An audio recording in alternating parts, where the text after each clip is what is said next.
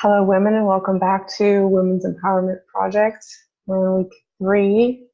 We're talking about another very important topic. I'm super excited to talk about this. It's a lot of information, and I trust that I'm getting across the most important stuff to you. What we're talking about today is budgeting your life force energy. It's a big topic. Budgeting your life force energy. And I'm going to talk a lot today about the value of our energy as women, which is it's a quiet value. It's not the valiant masculine expression of energy that produces dramatic results typically. The feminine energy creates love and growth and connectedness more so. And also, we're fierce leaders as well. However, I'm going to go into the values of our energy as women, and I'm going to talk about how to notice in our lives what we're doing that depletes it and what we're doing that generates more of it. It's a topic that I teach about a lot.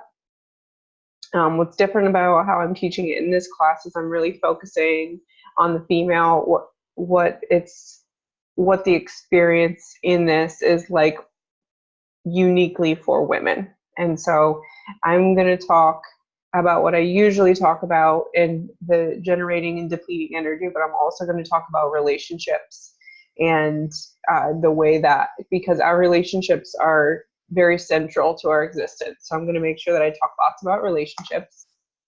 And I'm going to give you some activities so that you can look at specifically in your life what's going on with your energy, how it's being spent, what tools you have to regenerate it or generate it, and how you might want to make some changes so it's a more sustainable situation energetically for you. There's a lot to cover. So I want to say what my purpose is so I can just lay that out, lay a foundation, set my intention for what I want to convey to you, the gifts that I want to give you from this.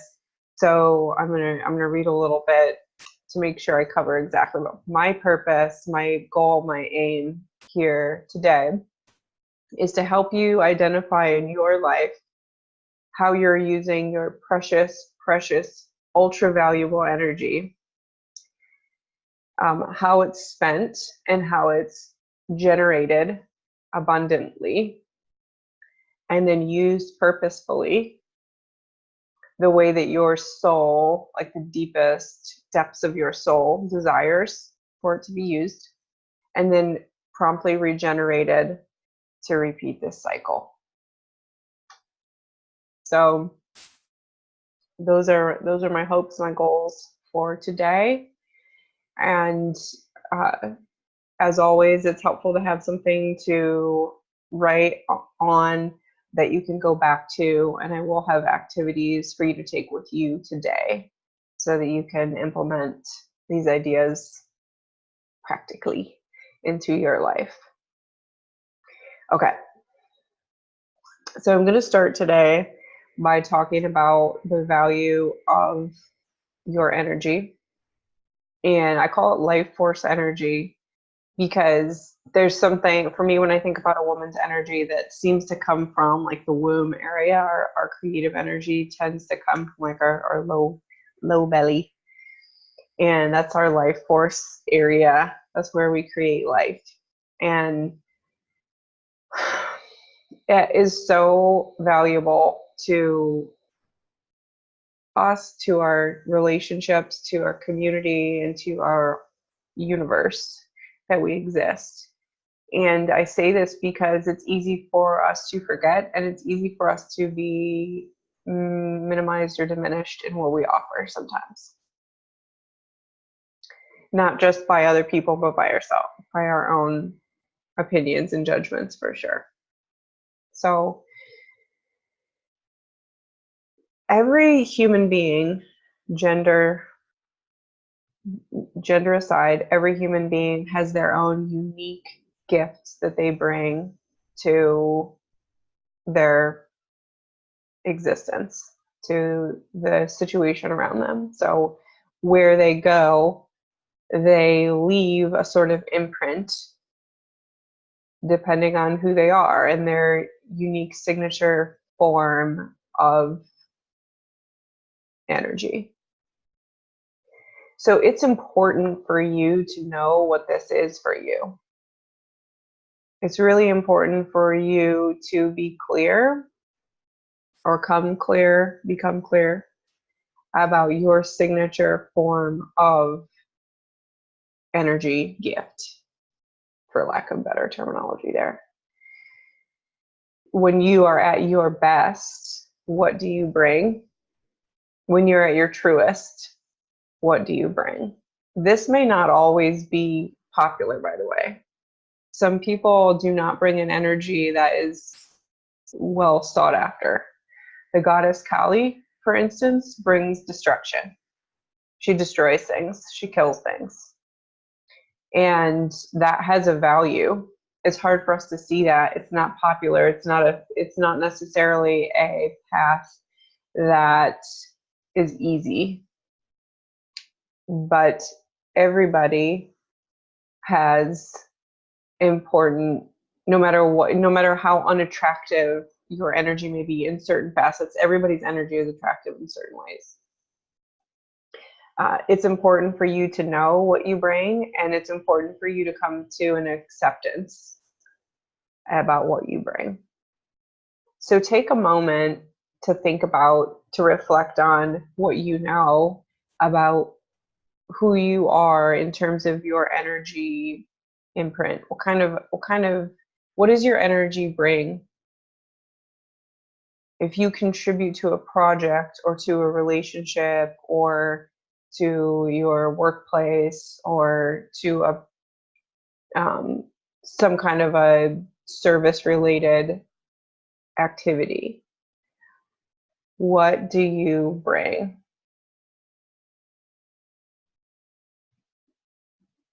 Maybe you bring leadership, maybe you bring cohesion, maybe you bring whistleblowing, maybe you bring frustration, maybe you bring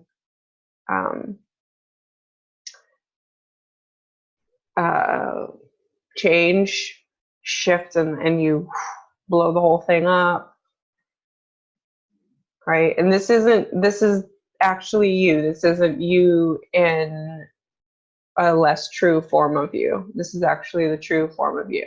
What do you bring?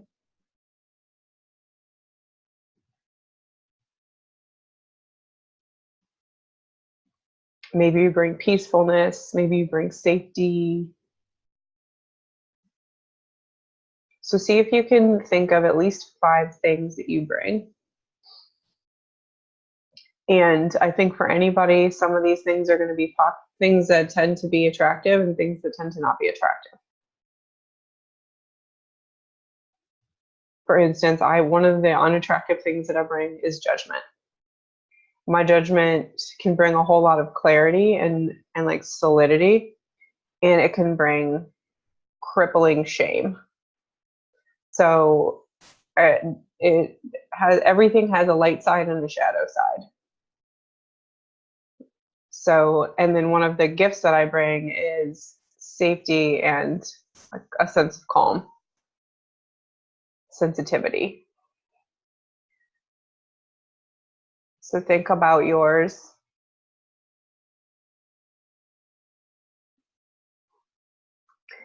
So once you have an idea of, and keep this as a working part of you, as you come to understand yourself better and better, as we're all doing on our journeys of personal growth. Remember this and keep coming back to this, and you can change it. It may change over time, by the way. As we grow and mature and learn, we may change in certain ways. And in other ways, we're never going to change. Like certain parts of ourselves are very solid, they're very enduring. So with that in mind, that's a very important piece to have clarity on before you move forward with today. So feel free to pause if you don't feel fully clear there. What I'm going to talk about next is just generally speaking. Remember, a couple weeks ago we talked about the biology of women, so understanding our brains and our hormones and all that good stuff. Generally speaking, what we are designed as, our gender is designed to bring the gifts that we bring to the world. I'm going to focus on the positive ones here first. And that's what I have, that's what I've written. So I want us to understand, what I want us to understand is that what we bring, even if it's not valiant, even if it's not dramatically heroic, we're not as heroic as men tend to be. Men, let me just go off on a little tangent here. So men tend to bring more drama to their contributions. So in its exalted form, I just thought of two, it's so weird. I just thought of two things. Okay. So in its exalted form, men can be very heroic in a way that the female mind doesn't come to naturally. And one of the ways that they might do this is in like 9/11 or some kind of, I thought of a specific, there was a plane crash that happened in the water maybe like 5-10 years ago or something like that. And the captain, I don't even know how he did it, but he landed the plane in the water and he got everybody out of the plane into safety without anybody dying. Right? It took an enormous amount of focus and bravery. And so thinking of like, the way that maybe a man operates in the military, or when there's a disaster like 9/11, they have a lot of physical strength, they have a lot of mental focus, and they can put everything else aside and just do this one thing. So that's its light side. On the shadow side, when men do fucked up things, it's also dramatic. And the one thought that I had was, you might be hard pressed. I'm hard pressed. I can't think of a single one now to think of like a terrorist act or a shooting spree that's happened that was not done by a man. That does not mean they're bad. It just means that what they do is more it's more dramatic is the best word I can think of, but it's more attention seeking. It's more, it will grab the attention of the masses. When men fight, it's a big fight right in the hallway in high school. It's a big, huge fight. There's stuff gets broken and everything physically goes bonkers. When women fight, we destroy each other's souls emotionally. Right? It's not as dramatic. It's not, you don't exactly see it happening, but you feel it, and you feel it deeply. So women on the shadow side, we can hurt things to their very deepest core. Right? And we can blow things up in different ways. We can shoot people down emotionally.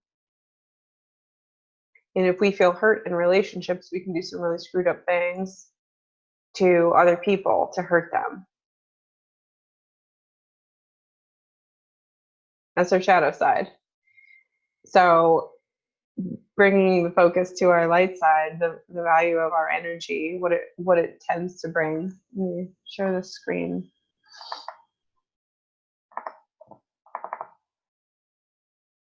Okay, so our life force energy, generally speaking, it is generosity. Right? We are of service. Our focus is relational. So we tend to do a lot of acts that are giving. We want to give. It feels good for us to give. That actually is potentially a force of generating more energy. It's a way of generating more energy if done just the right amount in the right situation for the right recipient. We're nurturing. We help things grow, period. That's what we do. We literally nurture a fetus in our body for 9 months. And then once it comes out, we watch it and we attend to it and we figure out what it needs in order to feel safe and develop healthfully. That's what we do. Isn't that amazing? We are attentive. We are attentiveness. And going back to our biology, we have this diffuse awareness. We can see so much around us. We can pay attention. We can juggle so many things at the same time. It's beautiful. So we can pay really close attention. I do this. I have this elephant ear plant. And at any given time, I can tell you exactly where the new leaves are. I don't know why exactly. I mean, I guess I do know why that brings me so much joy, but I love watching it grow. It just generates more branches, more leaves, more. And I love watching what's going on with it, attending to it. Care. And this kind of goes along with empathy down below, but we do truly care. Women are caring. We want for things to be positive. We want for things to go positively for all involved.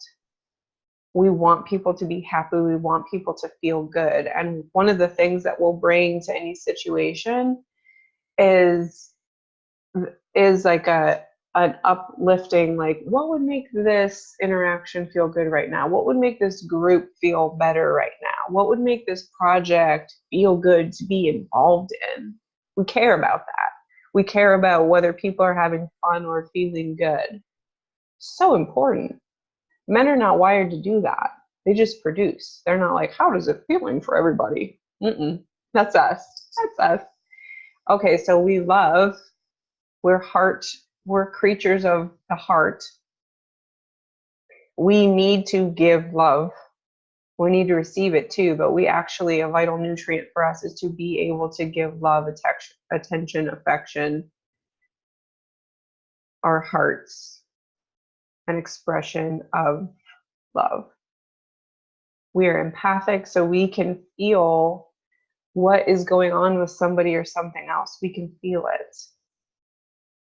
And that helps fuel our care, but we have the ability to just look at somebody and be aware of what's going on for them on an emotional level. It's amazing. And then one of the greatest things about us, and this is why it's so important to have females in power, is our global and our communal awareness. And this is part of our diffuse thinking. This is also something that men do not have. They think more linearly. When we think, say, in politics or in a company or in a workplace or in our community, when we think of making a change, we are able to see the ripple effect of that change, the effect that that change will have on so many other factors, on other people, on other situations, on this over here, on that over there, on this in the future, right? And it is so important that we are represented in whatever bodies are having leadership over communities and over our nation and all these places, because we're the ones who bring this. We're the ones who say, wait a second, this is connected to that. And so if this shifts, that's going to shift. And if that shifts, these other things are going to shift. So then you put that in with this care and this generosity. We are not just trying to produce a result. We're trying to make sure that this is a good thing, that this thing will be a positive impact on all involved, not for the result. Or maybe that is the result for us, but we care. That's an important factor that we take into figuring things out. That's why we're going out as a group of women. Where do you want to go to dinner? I kind of feel like Thai, but what do you want? right? It's not going to feel good to us if the collective doesn't also agree. And so we have to make sure that we are being us, and that we are doing this in, in important places of power, and valuing that. Like, valuing that is something that's incredibly important. It's incredibly important. Okay, and then the last, but this is not the last, it's just the last that I listed, is protection. We're very protective. We are designed to protect that which we love and that which is close to our hearts, that which we have decided to devote ourselves and our energy and our nurturing to. It's an amazing group of things, right? So I want for us to understand how valuable all this is, because I think that when we go into budgeting, the idea of budgeting, it's important. It's important for us to know. This takes energy. All of those things that I just mentioned, they take our energy to do. Now, when we see purposeful results from them, that also generates energy, but we're using our energy and our time and our attention when we're engaging and nurturing and loving and all of those things. So it's not nothing. It's not nothing because it didn't produce a six-figure income this year. No. That's not the results. Did we bring joy to people's lives? Did we do something meaningful that will make an impact on a community, or on a family, or on a relationship, or on a plant, or on an animal, right? That's huge. May not be revered, but we have to revere it. We have to stand for it. So I'll give you an example.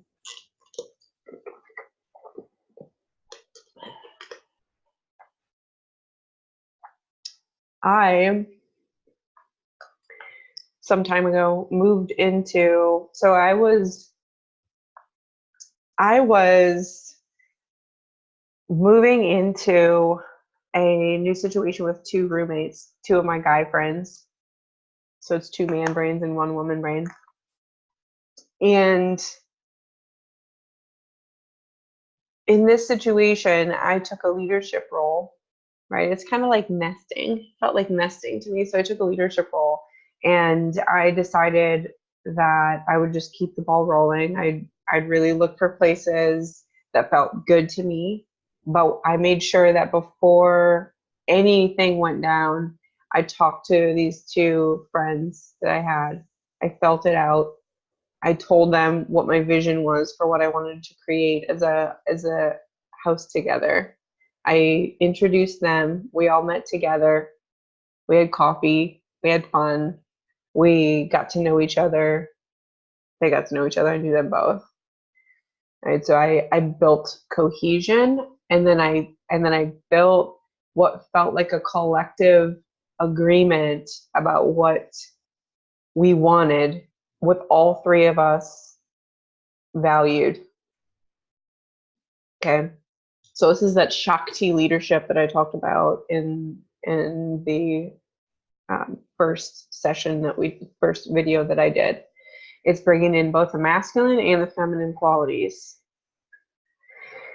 And so we went on. I kept the ball moving. We looked for places. We all looked at them together. And if we couldn't be together, I would FaceTime the other one in so we could all be there together. It feels so good, right? And as we went through that process, it was like a couple things came up and we talked about it, and I made sure it was all talked through. And the process kept moving, and within a month we found a place. We all loved it. We all felt good about it. We all had talked about it.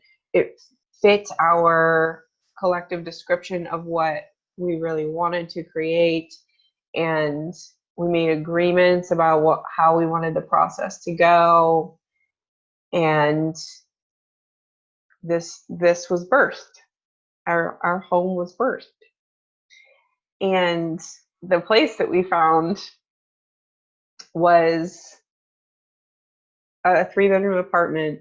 2 of the bedrooms were a good size. The 3rd bedroom was enormous. Enormous. 15 feet by 19 feet. And I wanted it. I didn't choose that one because I planned to have that, but I wanted it. I wanted that bedroom. And so I asked for it. And we talked about it, and it was something that both of them were willing to give to me. And there was a conversation that we had that was just skirting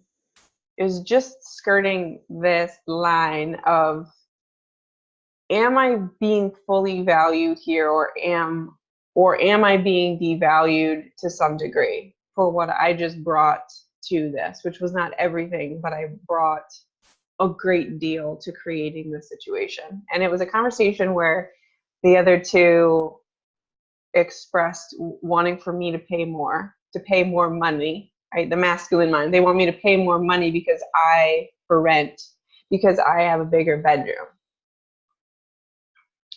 And it was hard to not go into entitlement there around what I earned, what I should have because of what I did.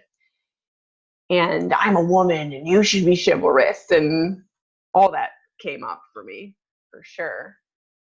And when I really truly dropped into how it felt, I felt okay about paying a wee bit more. And then I laid out, as I sort of just did, but not in quite that, in a little bit more detail than that. I laid out what I contributed, all that I contributed to that situation, just so they knew, in case they didn't notice, because men don't tend to notice all the things. So I made it very clear. How does this feel today, guys? How does it feel, our connection with each other? Good? Yeah, I created that, and I had to stand in that. And I think as women, we have to stand in that and say, are you enjoying the benefits, these benefits? Because in case you didn't recognize it, I created those. And that was received when I stood there and said that, and I really was clear and solid in it. They received it, and I paid a little baby bit more, and I felt very empowered. I felt like I was appreciated, but I also, more so, I felt like I voiced my value. I stood for it. I didn't do anything to diminish it. I think that women do that. If you think about parenting, if you think about just the ways that women show up, they're so giving. We don't necessarily speak for everything that we do. We don't even notice all that we do. So, okay. I hope that changes something for you. Like, I hope that brings forth some kind of just some kind of acknowledgement for what you do, and inspires you to stand for that and actually acknowledge it in yourself and in your relationships. Okay. So the next thing I'm going to talk about is a little bit more masculine. And it's just this idea of, when we think about budgeting, what I mean is, we have a finite amount of energy. So that means we have things we have to do. So we have to generate an ample amount of energy. I say an abundant amount of energy. And then we have to pay attention to how we are spending it. We talked about boundaries last week. Oh my God, I love boundaries. And then we have to figure out, once we've used it, we have to figure out how to regenerate it. And a lot of that is planning ahead. Okay. Setting up the situation so we're regenerating it. So There's two main areas I'm going to focus on today. One of them, like I said, is what I always talk about so that we understand in an empowered way how we tend to use our energy and deplete our energy and how we can generate it. And this is more so internally. This is more our attitude and our approach, which I think is very important. It's power. And then I'm going to talk about in our relationships, kind of from the external world, from other people, relationships, how we use and how we regenerate energy. Okay.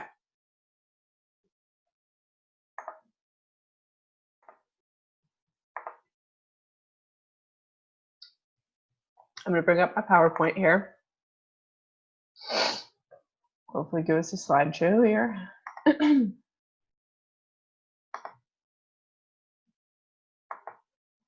Okay. This is more masculine. So when we are energized, we're literally energized. We feel energized. We feel enthusiastic. We feel alive. We feel hopeful. We feel cooperative. As women, we probably feel open. We feel creative. We feel spacious. We feel abundant. And when we're depleted, we feel heavy. We feel lethargic. We feel tired, agitated, discouraged, probably defiant. We feel low. We may feel depressed. We may feel anxious. We may feel alone. We may feel resentful or bitter. We may feel taken advantage of. Now, we have a lot of misperceptions about what uses and what generates energy, our own energy. And we think specifically in terms of activities. We think, oh, this activity is going to drain me, and this activity is going to regenerate me. It's not actually true. So this is where the empowerment comes in, because it's not so much what we do, it's what state of mind we're in when we're doing it. So some of these myths, one of these myths is that when we work, we're depleting energy. So if I'm doing my work, I'm depleting my energy. And if you think that right now I'm depleting my energy by doing this video, which is my work, this is my career, no way. This is totally generating energy. This going forward with my day today, I know this from teaching. I'll have a bunch of energy. I'm going to feel great. So work does not equal depleting energy. If it does, there's something about it. So the fact is that it doesn't matter what we're doing. It's the state of mind we're in while we're doing it that determines our energy level. And that's where mindfulness comes in. The question is, if I'm not feeling good while I'm doing this, why is that? What do I need to work out with myself or with somebody else or some situation here? What is it?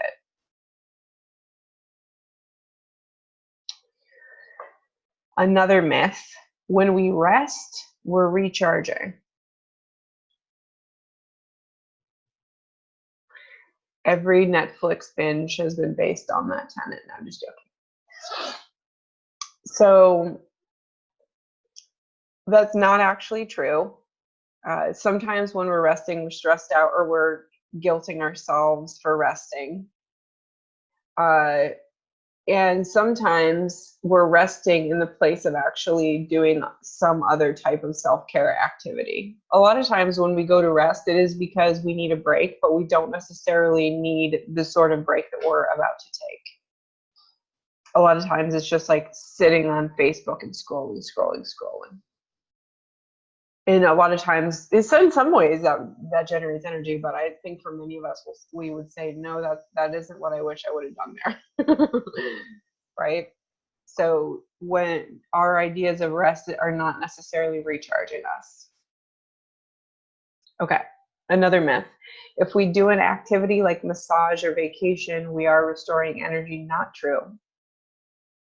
If our minds are somewhere that's stressing us out, it does not matter where we are, right? The fact is we can be in the Caribbean on the beach and we can be totally stressed out.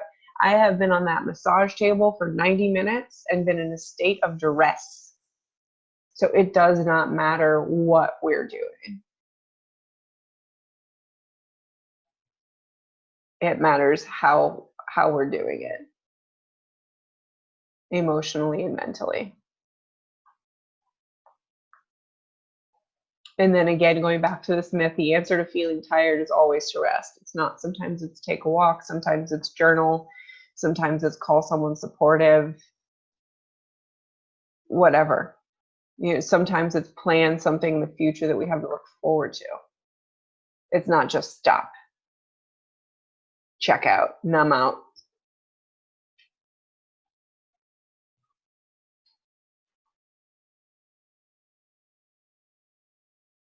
Okay. So these are some specific ways that I have learned. I've learned personally or through my clients and friends. What I've learned about these are the actual ways that we deplete. These are some ways that will deplete our energy every time. One of them is having an expectation that we're pushing to actualize when it's not working. So we have a project that we're doing. We've attached it to an expectation or an outcome. We're pushing for it, and in this moment, it's not working. And that could be just a little hiccup, or it could be like this project isn't gonna happen. Okay, so it's that expectation and pushing. Worrying or mistrusting yourself, another person, a team that you're on, or a situation. This takes a lot of energy, right?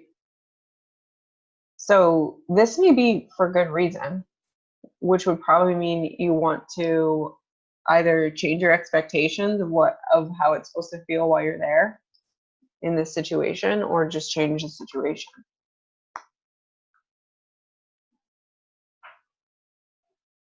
Disapproving of yourself or the situation. Oh my goodness, how much energy does this take?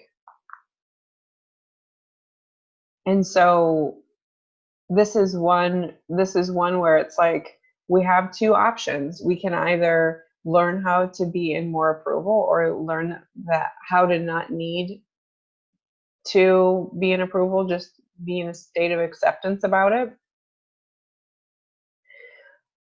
or leave the situation. I think we need help with that. We need guidance with that, figuring that out.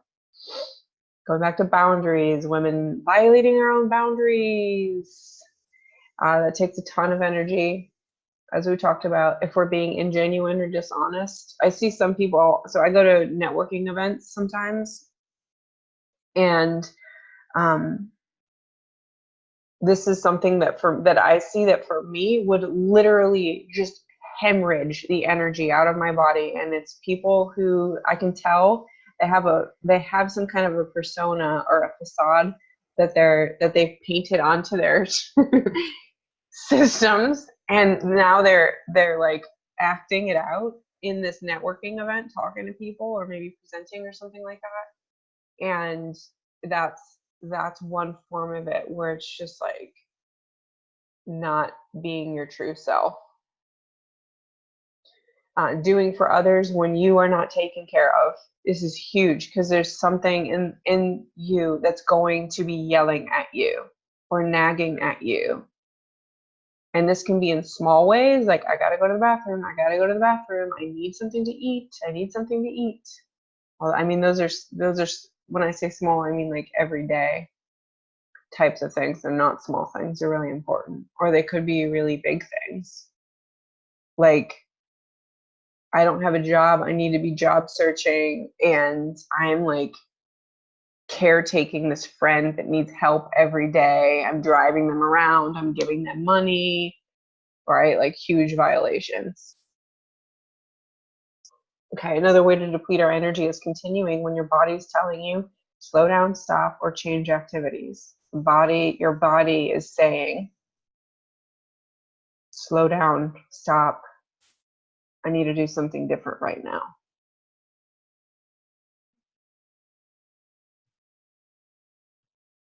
Okay. Ways to generate your energy from within. Bringing an open mind and no expectations. The movie Yes Man is so good. The movie, if you haven't seen the movie Yes Man, I highly, highly, highly recommend that you watch that movie. It's all about attitude. He just like, anyway, I won't spoil anything, but that's a movie about inner growth. Seeing anxiety as excitement. We're going to talk more about anxiety next week, but seeing anxiety as a form of excitement. I'm not talking about terror. I'm not talking about fear. I'm talking about the jitters. Seeing it as an excitement instead of anxiety. Acceptance about how the situation is happening, whatever it is, could be anything. Accepting it. Being clear on your boundaries, saying a true yes or no, and asking for it how you want it. Are you being offered a promotion? Okay. Do you want to take it? What's the pay raise that you want for it? What's the responsibility raise that you want for it? What kind of help do you want for that? Be clear. Are you a yes or are you a no? And if you are a yes, then what conditions are you expecting? What conditions, I shouldn't say expecting because we're using a different term way in this, but what conditions do you want to support you? Do you need? Being yourself no matter what mood you're in, oh gosh, that saves so much energy, women, right? Taking care of your personal needs first, then giving back. You put your oxygen mask on first, and then you put it on your neighbors. Taking breaks to renew or change gears when your body tells you to. Taking breaks or redirecting. By the way, the book, The Power of Full Engagement, is a wonderful book for this. This is an activity that you can do along with us. What recent experiences were depleting for you and why? What were energy generating and why? Just like jot some things down here. You don't have to spend a bunch of time here. What specific things do you want to make more generative? Like, do you want your work to be more generative? Do you want your, communication and your serious conversations with your partner to be more generative? Do you want your you time to be more generative? Okay.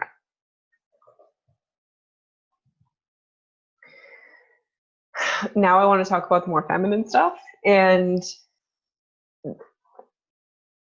what we've talked about so far in terms of using energy and getting it back were very much centered around our internal state, working on our internal state in order to just clean things out so that we can do what it is we need or want to do in a way that feels good.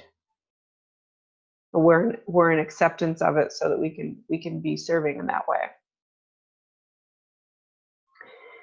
This next thing I'm going to talk about is more about how when we relate with other people, we're using or generating our energy. So how we get this in our interactions with other people. It's less about us and more about them. Okay. We talked some about boundaries we talked a lot about boundaries last week. So take a second to rewind. If there's anything that really you wanted to remember about that, remember that now. Okay. In relationship with other people,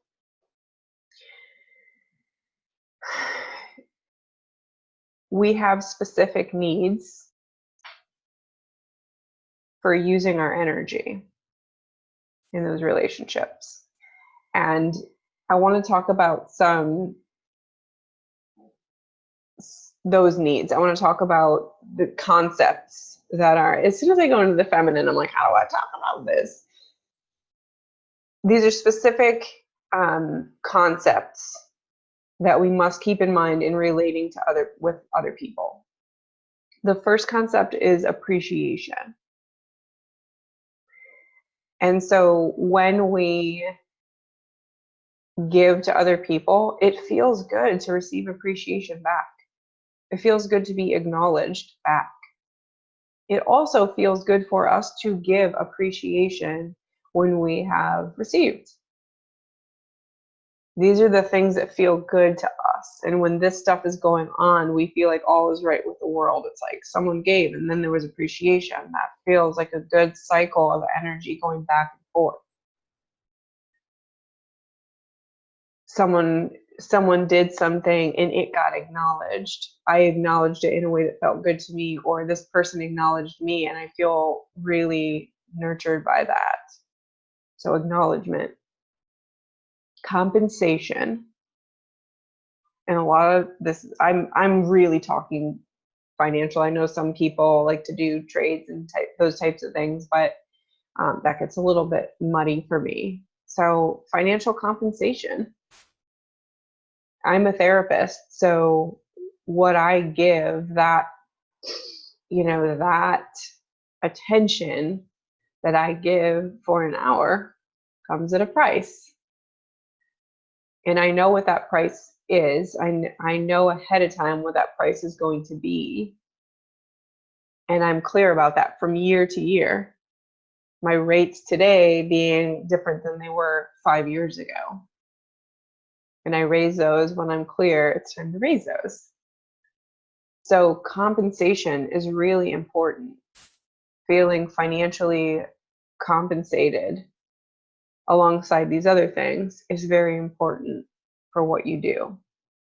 And I can attest to the fact that that's a journey that we have to we have to compensate ourselves in other ways for some time if the financial piece is not in line for what we're doing yet. Sometimes it's a journey. Some people pick something where they get out of high school or college and they start making what has them able to be putting money away and 401k and all of that, and that may not be your path. So compensation is really important, and it's not the only thing. So when you're not receiving the compensation financially, these other ideas, this appreciation, this acknowledgement is really important. I'll move on. Love. We need love in order to feel nourished. And so we may not feel that in the workplace necessarily, but in our friendships and in our relationships or dating, in our family, it's important to receive love and to seek it when we know that well is running dry.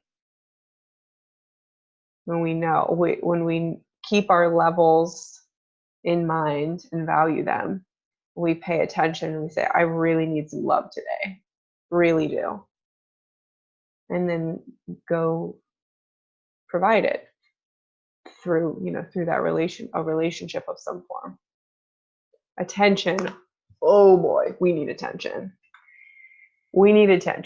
And I truly believe that we need attention from a masculine brain and from a feminine, from a male brain and from a female brain.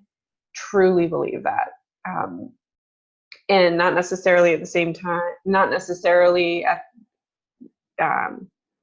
they serve different purposes. And so again, knowing when we need one, I just moved recently and I needed that masculine attention. I needed somebody logistical. I needed somebody, strong and just focused who can be like, we're doing this. When I move, I get depleted thinking about everything, but the male mind is more onward, next box, right? So attention. And then of course women we've talked about the value of their attention. So receiving female attention is so important too. And one of the things I love about therapy and about having a therapist is that I know if I'm seeing them every week, I have an hour of attention. It's vital. Okay. Affection. We need affection. It helps fill one of those wells up so we can give it, because we have to give it too. We have to feel good. If we're not giving it, we feel remiss. We miss out on that. And if we're not receiving it, we don't have much to give. So affection is so important. And again, female and male affection feel different, and they're both vital in their different ways. And pleasure. We need pleasure. Sometimes it comes in the form of chocolate. Sometimes it comes in the form of a Lifetime movie, if that's your thing. Sometimes it comes in the form of sex. It comes in many, many different forms. Shopping, glittery things, color, all different forms. But pleasure is so important. Okay, so we have to, again, back to the empowering piece of this, we have to get it. We have to provide it for ourselves, but it comes through outside external sources. Okay. I think that's all the material. And now I want to take us to your activity, what your activity is going to be for the week. And it's a pie chart. It's actually 2 pie charts. So what I want you to do is make a pie chart that illustrates how you are currently using your energy. Work, friendships, love or dating, household. Everything else is escaping me right now. But look at your schedule for the past week. What's been in it? What have you been doing?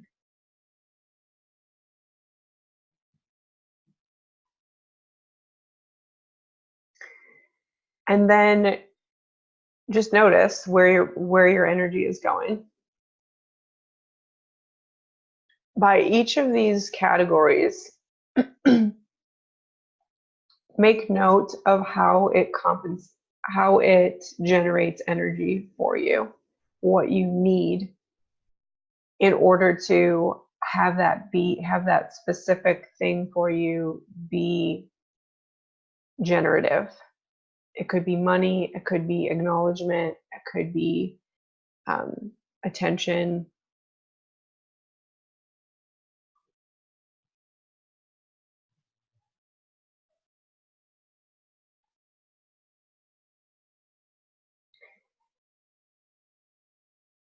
And then make a note of its return. What is it? How much does it return to you? You can put a percentage on that. Of the energy that you give, how much does it give back? 5%? 200%?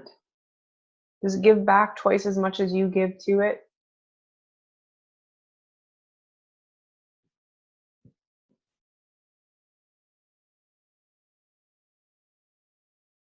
Okay, so pie chart. Pieces of the pie are what you give your life force energy to. Inside, outside, or whatever. If you can get it in the inside, if you make it real big. Write down the return. What does it return in the way of, how much does it generate? And you can put a percentage on it. How much of what you give does it return? And again, think about, is it financial? Is it appreciation? Is it attention? How? And then I want you to make a second pie chart. And I want for that to be how you want that to look. Your life force energy, where do you want it to be going? In what amounts? So say right now, 75% of your energy is going toward your relationship. How much do you want? You want 50? You want 25? You want 2? 0? I don't know. So write down what you want for that to look like. And then what you want for that return to look like. And how. And you can look at the numbers here. You can see that the total return on all the things that you're doing is 20%. or you can see that all the things that you're doing are bringing back 75% of the energy, except one of them is bringing back 0%. Okay. So I hope I fulfilled my purpose today. Right. I feel like this, when I teach this, I get peppered with questions. So please leave comments below and ask the questions that you have about this stuff, especially as it relates to you. So you can do that in the comments below, or you can contact me personally. So have fun, and I hope this is an enlightening, revealing activity for you. And I look forward to seeing you again very soon. Okay, take care.